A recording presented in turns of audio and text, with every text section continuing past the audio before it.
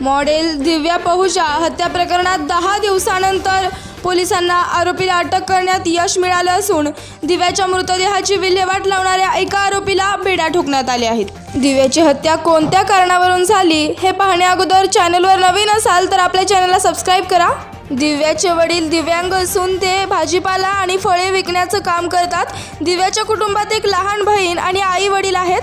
दिव्या 18 वर्षांची असताना तिला 2016 मध्ये एका गँगस्टर हत्येप्रकरणी अटक करण्यात आली होती। 2023 मध्ये ती 7 वर्षांनी तुरुंगातून बाहेर आली। गँगस्टर हत्येप्रकरणी दिव्याच्या आईला देखील अटक करण्यात आली होती। दिव्या पहुजा हिचे आरोपी हॉटेल मालक अभिजित सिंह सोबत मैत्री होती। 2 जानेवारी रोजी आरोपी अभिजित सिंह दिव्या पहुजासोबत हॉटेल सिटी पॉइंटमध्ये आला होता।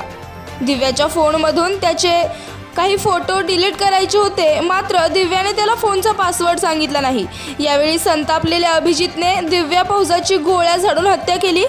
हत्येनंतर दिव्याचा मृतदेह त्याच्या 2 साथीदारांची मदत घेऊन नदीमध्ये फेकण्यात आला आणि त्यानंतर दिव्या पहुजाचा मृतदेह पोलिसांच्या हाती लागला। मात्र आरोपींचा शोध घेण्यात पोलिसांना अपयश येत होतं। काल सायंकाळी दुसऱ्या शहरात पळून जाणाऱ्या तयारीत असणाऱ्या बलराज गिल कोलकाता विमानतळावरून अटक केली।